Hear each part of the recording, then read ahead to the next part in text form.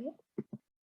And as Michelle has already introduced herself, I just want you to know that Michelle is a teacher. She's a mentor teacher, really extraordinaire, and a professional development facilitator and presenter for Glendale Unified. And I am lucky enough to be in Glendale Unified, so I get to work with and learn from Michelle. And I'm really happy you're all here today to be able to share that opportunity. So I'm going to turn it back over to you, Michelle. Okay, well, thank you. And I want to let everyone know too, not only is the recording going to be available, but I'm going to share the slides with you at the end, so you don't have to feel like taking notes or things right now as we go through the information. You'll be able to have that as a reference to hopefully be able to help you and your students. And I'm going to try and continue to hide my floating control panels, but as we're letting people in, it keeps popping up. So I know that it blocks the view sometimes, and I will just keep trying to keep up with that. And so we are here to learn about constructive conversations. And my email is right here, mmanalo@gusd.net. I love collaborating, hearing from others, teachers, as well as answering any questions or sharing any resources. I have a big heart for education and for teachers, because this is such a wonderful profession, and I'm very passionate about teaching and learning. So share with me what you've learned or ask me any questions. I would love that. And as we went through the norms, we will continue. I wanted to give acknowledgement to the fact that nothing I say is something I have made up. I learned all of this from a course I took from Stanford University online over the summer from Dr. Jeff Zwires. And so Effective Conversations was the title. And they do offer this often, and they have other great resources. So if you ever want to earn college credits, you can get them through Stanford Educational Department, their professional development. And this is where I learned and am using the resources and references from that course. And just to reiterate, if you have any questions, please put them into the chat. We will have some breakout room time so you can process information. And when people go to breakout rooms, I will be available for questions, as well as maybe your group mates in the breakout room could help with that as well. But just to make sure we understand what we're here to do today, we're going to be able to do this as we leave. We're going to be able to build up ideas during our constructive conversations in our classrooms. We're going to be able to model and scaffold constructive conversations in our classrooms. We're going to have, be able to craft prompts to help us get started with this as early as tomorrow if we wanted in our classrooms. And we're going to go a step deeper and learn about how to have a collaborative argument, as well as creating a classroom culture that fosters this kind of classroom discussion. So there's a lot of information, but I think that once you get the general picture, you'll be able to take and mold this in your classroom to what meets the needs for you and your students. So, good old Vygotsky. I found this quote and I thought, this is exactly what we're doing. By giving our students practice in talking with others, we give them frames for their own thinking. Why do we have the students talk so much in the classroom? Why do we need these kinds of conversations? And it's really empowering them to build their thinking. And so that's kind of the premise of our day. As I mentioned earlier, I started off with Think, Pair, Share. For many years, I read a lot from Ivania Soto and went to a couple of her research schools where she was doing Think, Pair, Share and a lot of work with English language learners. And I love her work on English language learners, but Think, Pair, Share in general. And her idea is that Think, Pair, Share should have some active listening to it. So this is what I've been doing for years. You have a partner A and B, and when partner A shares, partner B is not only listening, but should paraphrase and restate what has been said to partner A. And then partner A has the opportunity to confirm, yes, that's what I said, or I said that, but I also said this, or even that's not really what I meant, this is what I meant. And there is a back and forth between the conversation. Before I was using Think, Pair, Share, it was kind of turn and talk, and sometimes both kids would talk at the same time even, and they're not even listening to each other, but they felt like they did their job because I told them to talk to their partner, and there was no investment in their conversation. So we took the 4 L's, which looking at each other, leaning towards each other, listening and learning from each other, all of those things are part of a Think, Pair, Share structure. And there's nothing wrong with Think, Pair, Share. It is great basic speaking and listening. And students are taking turns and students are actively listening to each other. So a Think, Pair, Share is a solid instructional practice and actually is the basics of where you can lead your students to construct a conversation. But I learned that we could take this a step further. I wanted to find some authentic conversation in my class, and I felt this structure was too structured. So that leads me to what constructive conversations would look like. This is a Think, Pair, Share. Listen to me. No, listen to me. Okay, moving on. Let's go finish our work. But we want to move towards a sharing of their minds. And when you hear kids going back and forth and adding and to each other and clarifying and really sticking to one idea before moving on to my idea, it is a completely different conversation. So the biggest concept of a constructive conversation is to build ideas. We build them up by doing 2 things, really. One is supporting one idea first. So a student will share, and we're not going to move on until we take this idea that you had and we can elaborate on it or give more evidence or examples. And we have to teach our kids, when I'm sharing, I need to do this.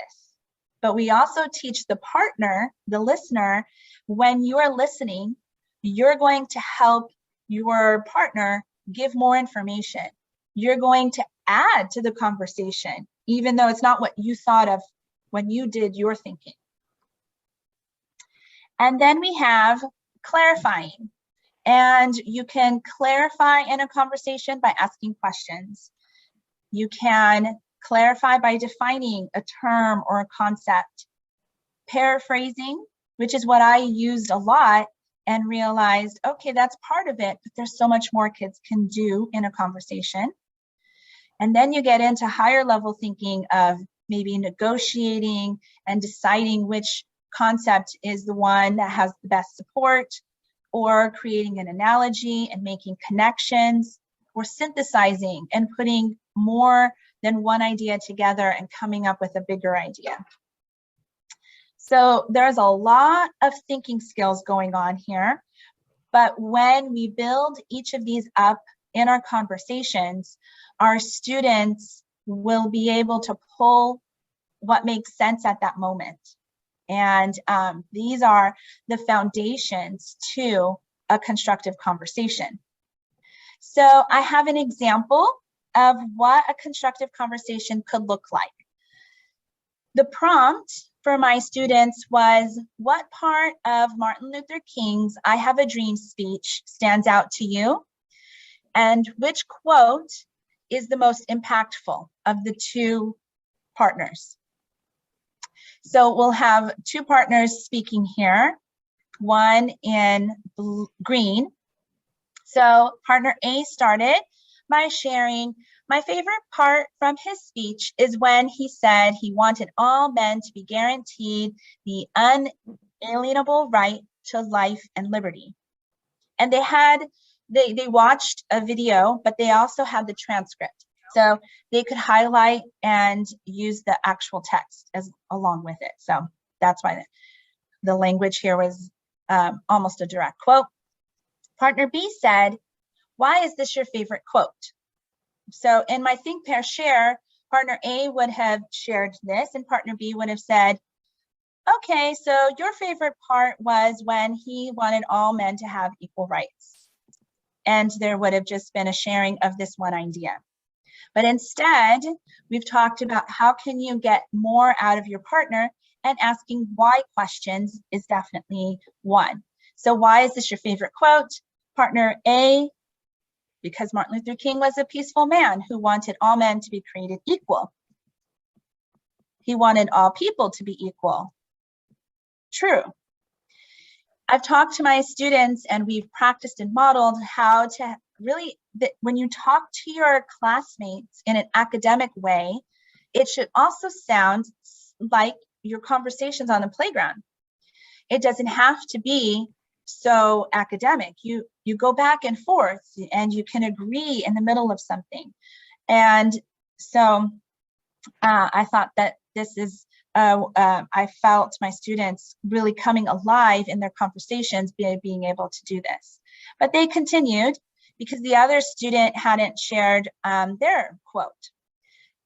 So partner B said, I agree with you. I also liked when he said he dreamed for a day little white boys and girls and little black girls and boys could hold hands and play together. I like that quote too. Which quote do you think is more impactful? So they went back to the prompt and realized, oh, we got to choose one. I like the picture of the kids all holding hands, but my quote is about everyone having equal rights. So we've talked in our class about valuing each other's opinions and how we can express that by liking what someone else has said, but really standing by what you have said. And I have evidence why this could be a good choice. And so I was glad to see that they used this valuing each other's opinions. And it came down to the other student was easy to agree. And let's go with your quote. And then they know which quote they're going to share when we come back together as a class. So this is an evolution from Think, Pair, Share, and that my kids have been going through since September. And it has taken quite a bit of time and effort to get my students to be able to come up with these things to say to each other, especially coming out of our virtual learning, where partner talk and turning to your neighbor and talking was so foreign. It was all through the screen. In the beginning of the year, I said, we're going to do Think, Pair, Share. And it was like, what is that? And they didn't even turn to each other. They still wanted to look at me because they're so used to looking forward. So it's taken a lot of explicit instruction to get here. So actually, let's see. I'm going to stop our screen share for now. And I wanted to just check. We're pretty good on everyone is in. You've been super busy, Sally. Do you have breakout rooms ready? Not quite yet, but I'm getting there right now. Okay, perfect. This conversation that my students can have in the classroom did not come easily, and not all students are ready for this, are at this level. And so it takes time. And we have kindergarten through 12th grade here, maybe. And but I see this conversation happening in all classrooms, and it'll, the level that you teach could mean how fast do they catch on to some of these things.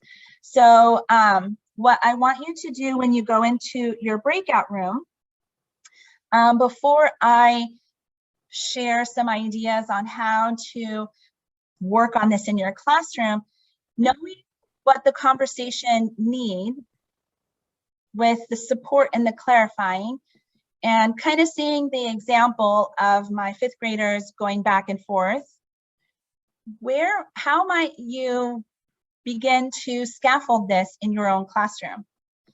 So in your breakout rooms, we're going to be talking about where are your students at with conversation, and what might be a next step, and how might you go about getting started on having students go deeper in their conversations. So I'm ready whenever you are. Oh, okay. I will go back to the prompt and make sure that it's understood what we're going to do.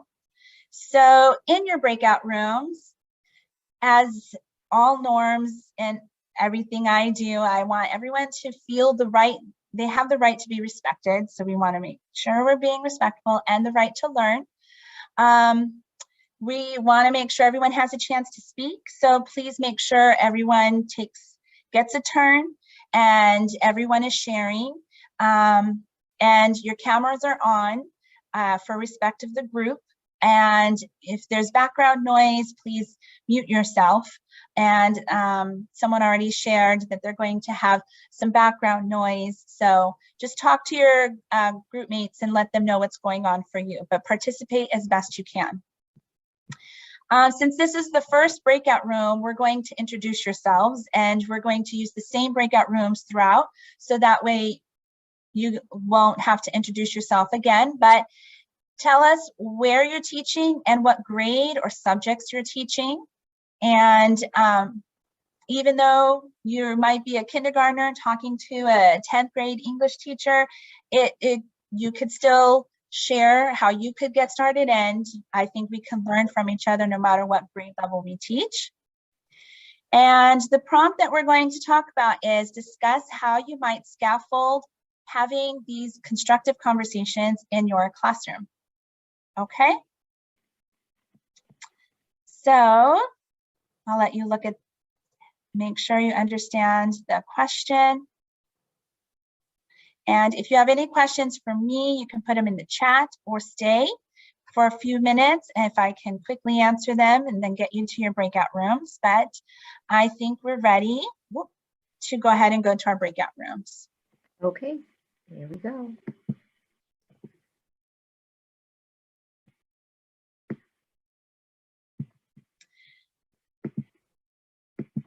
Would there be any people? There's a couple just, entering. Yeah, okay. Okay, so I'm going to put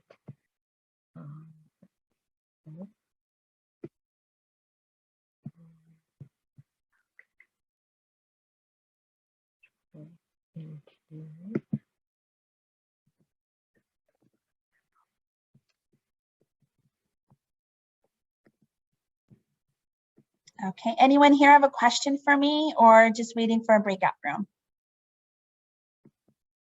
Hi, yes, I'm on my computer, but. Oh no. I'm sorry, I just sent you out into a breakout room, didn't I? Oh, she went, oh. I wasn't watching to see. I can maybe go find her. I think I put her into 17. Yeah, I okay. did. Hi, Victoria. Do you have a question for me? I'm just putting her into a breakout room. She was okay. I'll go find. It was Hope and Victoria if they had a question. And we're still recording. You're doing such a great job.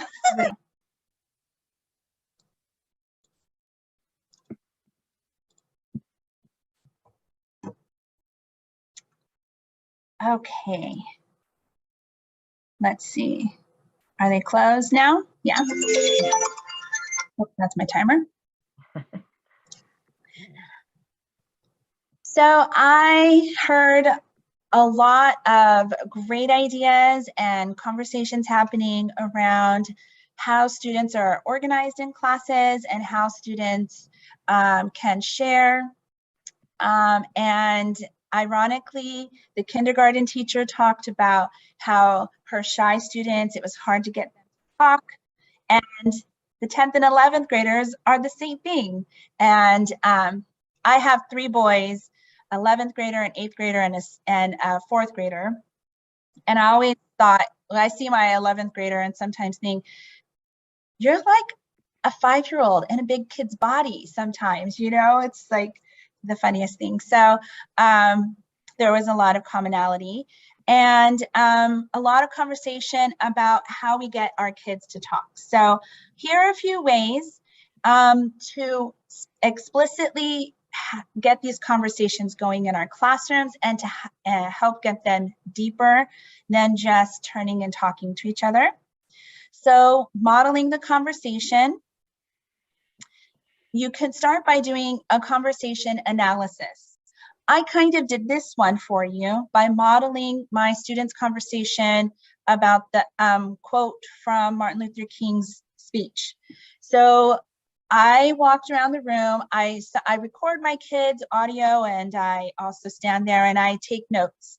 And they knew I was also preparing for my presentation, so they probably upped their game, but I script. And so I sit by a group or stand near a group and I can script what they say. Or if I recorded audio, then I can type it up. But we put it on the document camera and we can go through when certain moves were happening. So you take this conversation, which could be the transcript, or we can listen to the conversation. But the biggest part is going through and debriefing about what was said and how it was said. So we can stop at a point where, oh, here was a good clarifying question. Why did you think this? And here was an elaboration when partner B added more information or added more detail. So you point out the different thinking skills that come with this kind of conversation. And so then you can talk about that and go through it. Modeling conversations can happen as a group, teacher, and the whole class. So I am partner A and the whole class is partner B. And we go through the conversation, and that's when I get to put in those great questions or adding to or having reaction to what someone says or showing value. Oh, I really liked what you said. I never thought of it that way. And I can model how to be that good partner. And when we're done, we also debrief. So debriefing after the conversation is going to help our kids get deeper and to understand what they need to do. So you have the content part of conversations and what are they talking about and did they understand the concept, but then you also have the skill of the conversation. And so you're really teaching 2 things at the same time. And you don't want to forget to have the debrief over how the conversations were had. And another modeling technique is called the fishbowl, where you have the students, 2 students talking and we're all watching them. And then when they're done, we have a conversation about what we saw. So with that one, you definitely want to choose students who are volunteers to be in this conversation, because otherwise, if you choose the shy student who doesn't want to be in front of the class, conversation probably won't be go very well. We also have to talk about how to constructively talk about give feedback to our classmates. And so there's a lot of respect that goes along with the fishbowl strategy. But some kids love to be the sage on the stage and just, hi, watch me. I'm going to show you how to do this. And the debrief is what's the most important part of watching a conversation. And if they're not comfortable being in the fishbowl, maybe they'd be comfortable being videotaped and you could show that. Or you can collaborate and ask to have another teacher share their video if students are willing to allow that to happen as well. But lots of different ways, but modeling is what's going to get us to where we want our kids to be. And you can't get there without multiple scaffolds that we provide students. And I heard a teacher talking about sentence frames and giving kids those starting points at all levels, an anchor chart and the sentence frames or a handout. So you decide what skills you want to work on, and you can start with clarifying questions. And in the elementary schools, just having who, what, when, where, why, and how up on a wall somewhere to remind the kids the variety of questions they can ask. And then let them know, we are going to be talking today about Martin Luther King, and I'm going to be looking for clarifying questions. And just let the class know. And you can tally as you walk around when you hear a question, maybe even what kinds of questions are being asked. And then in your debrief, not only are you sharing about what they learned from the speech, then you also say, okay, I heard 5 why questions and only 1 what question. So we were really digging deep and asking for clarification with those why questions. And so having anchor charts, handouts, something that they can look at is really important. And this is how we go. One skill at a time, very specific of what you're looking for, so kids know what to work on. As you build these skills, then they can blossom. In the high school and secondary level, you probably could pile on a couple skills at a time, depending on your group. AP students definitely have more experience with presentations or speaking in front of others, speaking to each other, or group projects. Or even every secondary student has gone through school so much that they've done a lot of conversation. So they have more that might be in their tool pouch that they're just not using if they're not going deep enough. So just reminding them of asking their partner questions, or asking to elicit more from them. Give me some evidence. Can you tell me more about that? Just reminding them that these are conversations, academic conversations that we can. And I'm going to share with you an observation tool that I got from this course from Stanford University. And I was like, wow, it seems so simple, but it really helps. And when I take this and I tally up when I walk around my classroom, then it really gives me a sense of where my kids are at and what we need to work on. And so it's useful in many ways. Plus, I could share with the class what I've seen. So deep conversations have 3 areas. The quantity needs to be looked into as the number of turns you have. So in my think, pair, share, I would have partner A speak, partner B would paraphrase, and partner A would give some feedback. And so there was really one back and forth. And the length of turns was not always, the first turn was the deepest and most, and then the second one got less, and the third one was even less, but the length of the turns was very short. And the equity in a think, pair, share, sometimes not equal amounts of thinking about that one idea.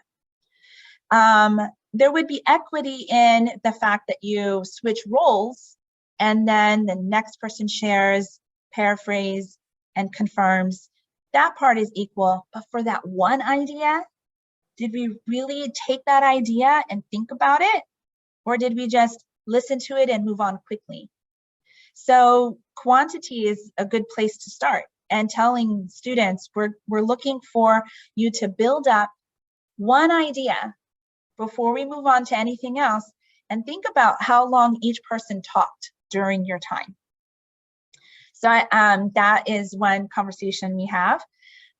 Quality. So here you can add any kind of thinking skill that you're working on. The posing of questions, the clarifying, maybe adding support, or is there some kind of evaluation of the two sides of a conversation and how well are they doing that? And then there's the other listening skills, listening and speaking. How well did they listen, look, and lean towards each other? You know, the whole idea of like looking over your shoulder to talk to your partner is not the most respectful way to talk to someone. The nonverbal cues, from kindergarten to high school, and it's probably a different kind of nonverbal cues, but you know, we have to explicitly teach kids how to have these kinds of conversations, especially when it's not their best friend that they're talking to. And I heard kindergarten teachers share in the beginning of the year, this is hard for them because they don't know each other and they're not comfortable with each other. And then as they get to know each other, conversations happen a little more smoothly. But I'm sure it happens in every grade level, especially at the beginning of the year, not knowing each other. And, oh, I'm sitting next to her or him. And how do they act?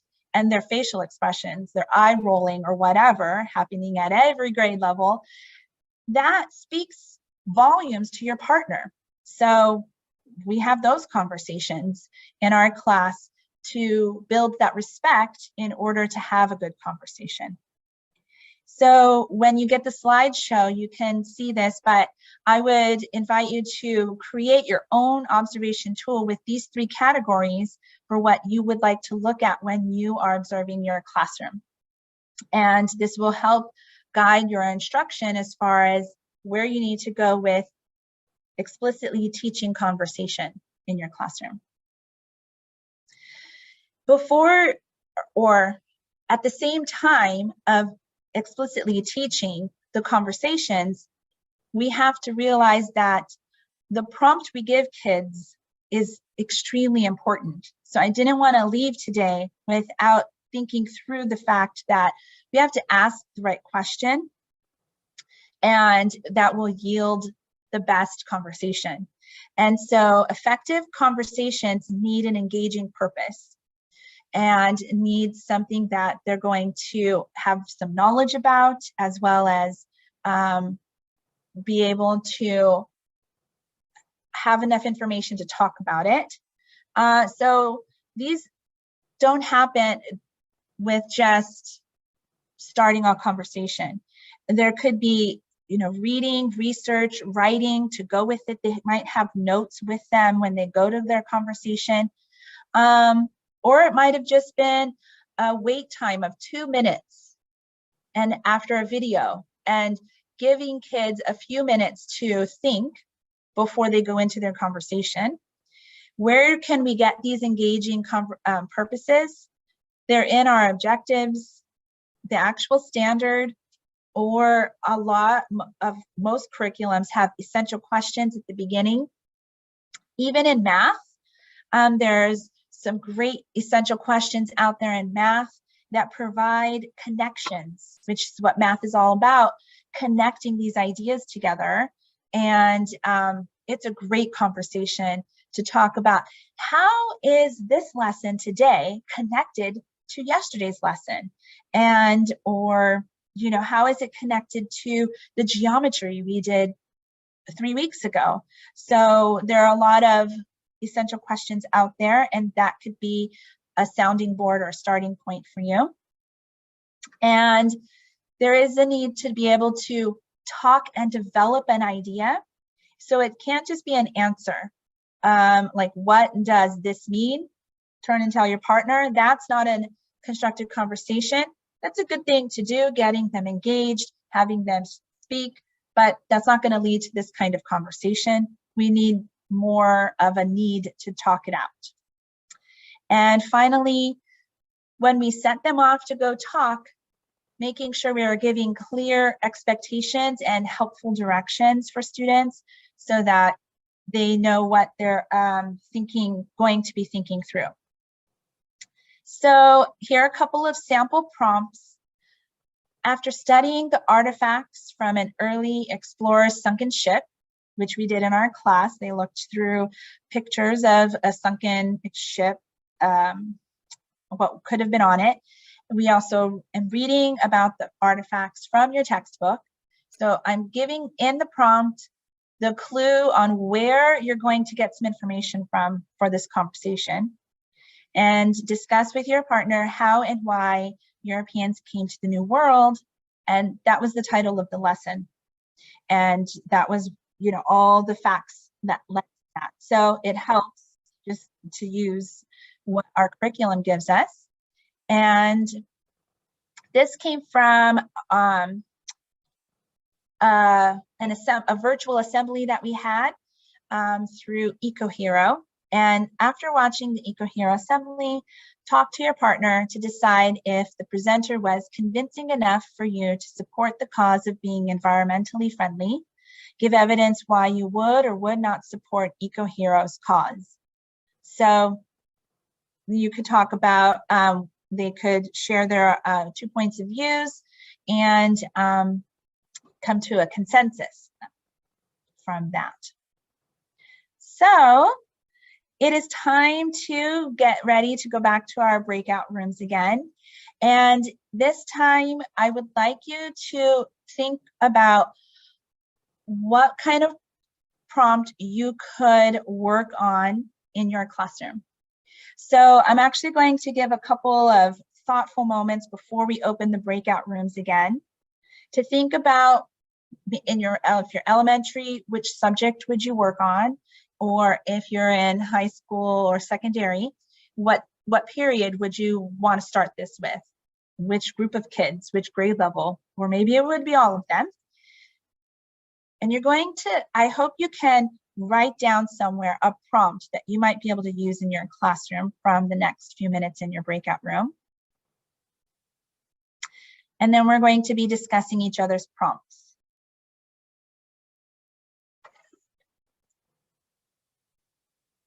So think about how you would take this to your classroom. You might not have any of your books in front of you right now, so it might not be perfect, but maybe think about a subject or an area or a unit that you're working on.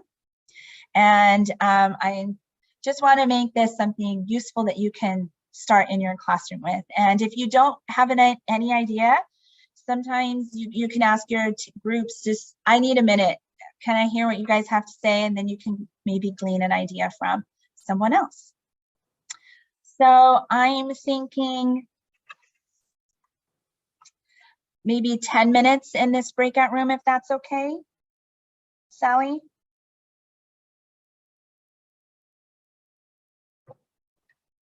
Yeah, definitely. I'll set that up. Okay. And while she's doing that, I saw Sally and I were talking about there is no sign in. We are using your names. That's why we asked for first and last name, and Sally's keeping track of who was entered into the meeting. So that's how we're keeping track of that. And yeah, if anyone needs more information on that, we can go over some housekeeping at the end. Does anyone have any questions on their task in their breakout room? And actually, yes, many of you are putting in the chat your names and where you're from. And we're going to keep the chat, as well as I'll have everyone in my account of who attended. So we'll have multiple ways to keep track of your attendance today. And ready whenever you are. Yes, ready if there's no questions. And if you do have a question, you can always ask for help and I'll come to your breakout room. So we'll have about 10 minutes. Okay, I'm going to open them now.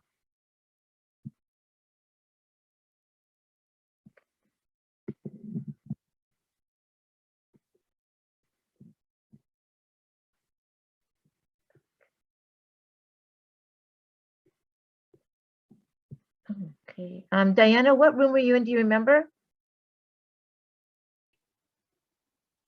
Hi, I believe I was in room 6. So Jennifer, Mackenzie, Sarah Lou. I'm still signed in on my phone just so that I have it. Let me, yes, okay, so I'm gonna put you back into, you were there. So definitely you can, I'll put you back in there. Thank you. That was.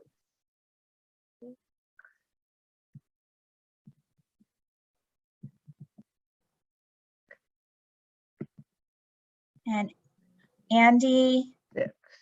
are you needing to get into a room? Yeah, I need sorry. to put Andy in and few folks, I think. Christian, were you in a room before? Yes, I was. Do you remember where you were? Actually, I don't. I got kicked out right now, Okay. so I All right. don't. I'll put you into 3 and I'll put Andy into 4. Okay. Thank All right. So 3 And I'll and get Andy into 4. Jerica And, in room 12 for Jerica. okay. And Okay. everybody? And there we go. Sorry. Okay. Some of them And you got kicked remember out. to record. Yes. And I should. And I think our breakout rooms are closing, if not closed up. And yes, we still have a couple groups left.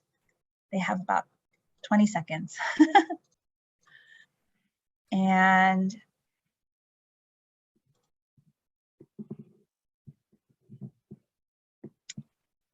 I'm going to have,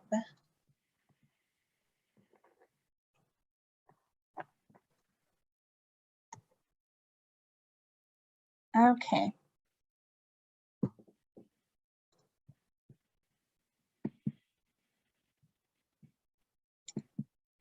All right, I think we are all back now. Thank you so much for your great conversations and thought into where you might start implementing some deeper conversations in your courses and your classes. We are going to finish up with 2 more ideas that I think are important to give you a well-rounded perspective of how to go deeper with your conversations. And I'm going to be sharing the link to the slides in just a few minutes so that you can use this as a reference and take and use as you see will fit for you in your classroom. So one idea of building up a conversation is to have collaborative argumentation. And they use this term during the course, and I thought this is a good way to talk about arguing or persuasion in a classroom because we talk about collaborative teams and collaboration, and we need to work collaboratively, and that's always a positive thing. But the moment you say argue, it sounds like a negative thing. And so putting these together can show students that having different opinions is okay, and you can work together to come to an agreement, or you can work together to argue your points. So it's an important part of a purposeful conversation. And in all subjects and in all grade levels, I think students can have a collaborative argument.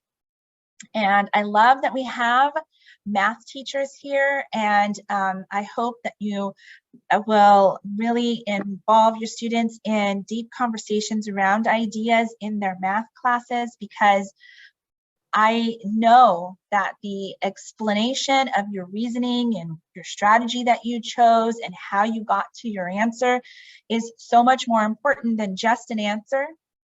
And if all students could really argue their strategy with clear vocabulary, it would be great. in math. So I think this definitely works in math, although obviously we think of, you know, two differing opinions on an issue, like a global issue or things like that. So building up the collaborative argument is the same as a collaborative conversation, but students have to realize that we're going to build up one idea as much as we can. And I'm going to care about your idea, even though I might disagree. And then we're going to build up a second idea. And we have to come to an understanding that in this, no matter what my side or point of view is, we're going to try and build this up. And then we come to a consensus, or we come to an agreement, and you can agree to disagree at the end as well. So this is a class culture as well, because when students are learning from each other and listening to learn from each other, these kinds of conversations are powerful. If that's not the case, then you have the student who's like, this is what I think, and then another student, this is what I think. And then there's no building up of an idea because I don't think what you thought.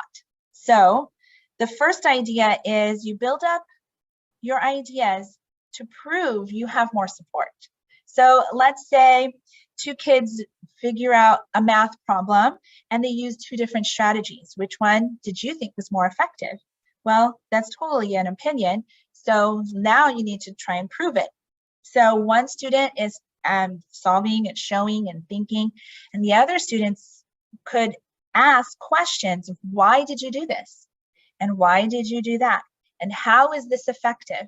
How did this get you to your answer in an effective way? And really probing the other person to share why their idea was a good one.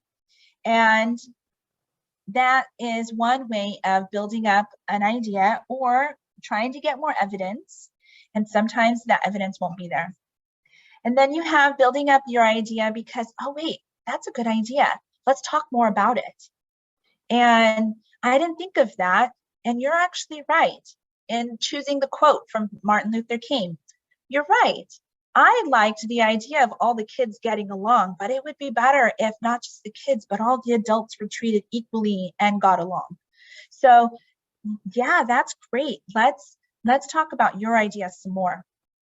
So building up, because it's okay to change your opinion after you listen to your partner. And then it's not about being right.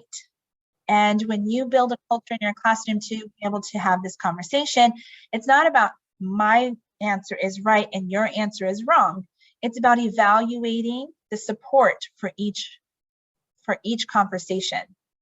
And so these are just some ideas to bring into our classrooms, especially when you're at the higher level of having arguments and persuasive conversations. And when we're listening and speaking to each other, there's different purposes.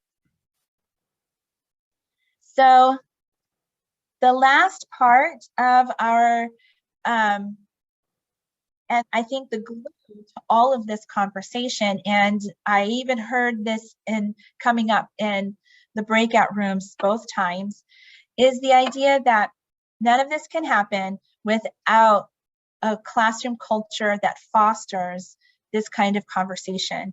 And definitely different groups have their different personalities. If you are in secondary, every period could have a different culture that you have to work through and build up. And every grade level reacts and responds and is developmentally different. But either way, we have to have a classroom where students feel that they belong. And if they don't feel that they belong, then why this conversation isn't, I'm not in it. And then they won't try and build it up, or they won't feel comfortable sharing from their heart. Students need to believe that sharing their thinking helps everyone learn. And it breaks my heart when kids feel that They're not smart enough for their classmates to learn from each other. And, you know, I've talked about this a lot in my class since all the way from the beginning of the year, how everyone is valued, everyone has value, and we can learn from you no matter what. You have to believe in that. And I just did, I did a check-in through Google Form, and I have each of these bullets I made into a question and asked my class how they felt about this. And there's still a percent, it's not a big percent, but I think it was 8% felt like sharing their thinking doesn't help anyone learn. They don't believe in themselves, and they don't believe that they're smart. And we try to build up that self-talk, but it's really important. And I look at who's answered that, and I realize, yeah, when they turn to their partner, it is not the quality of the back and forth between their partners. They're not feeling like they can share enough. So I have to scaffold for them more so that they have those skills. But that's really an important one. Learning from each other when they when they're listening. And this goes to the other end, right? The student who knows everything, and I know so much that I don't have to listen to my partner because I've got it all. So yeah, and then the other side of that is you have to help students learn to respect and value that others can and have other valuable ideas, even if you know it all. And learning to build up ideas and arguing from each other, and that's a positive thing. Challenging each other, challenging myself and others to be clear, to explain with detail, and pushing myself always when I go to share to do my best at elaborating. Assuming good intentions is really important in a class culture for conversations, and learning how to work through each other's different personalities. So that helps with these conversations. And I think most of all, if our students feel safe to share and take risks, then we can definitely build up and develop deep conversations in our classroom. All of these things take time, take explicitly talking about them, sharing, modeling, pointing out when these things happen in the classroom. And so having deep conversation is not an easy task and doesn't happen overnight. And there's a lot of different pieces to put into this puzzle. So I know that we get excited sometimes and we want to try something new, but I want you to think through, where is this class at in all of these pieces, your class culture, or in their ability to speak to each other, and choose one area to focus on, to have a conversation about in your classroom. And each step will get easier as you build these together. They're connected. They will all work itself into these deep conversations, and every classroom is different. Some of you may need to start in the class culture area about respect and listening and learning from each other. And some will be ready to start with, how can we dig deeper? What questions can we ask each other to dig deeper and to build up this idea? And some of us will be, okay, so you've been sharing and you've been sharing, and that's all we've done. Now we're going to stick to one idea. We're going to stick and build to one idea. And that's where you start your conversation with your class.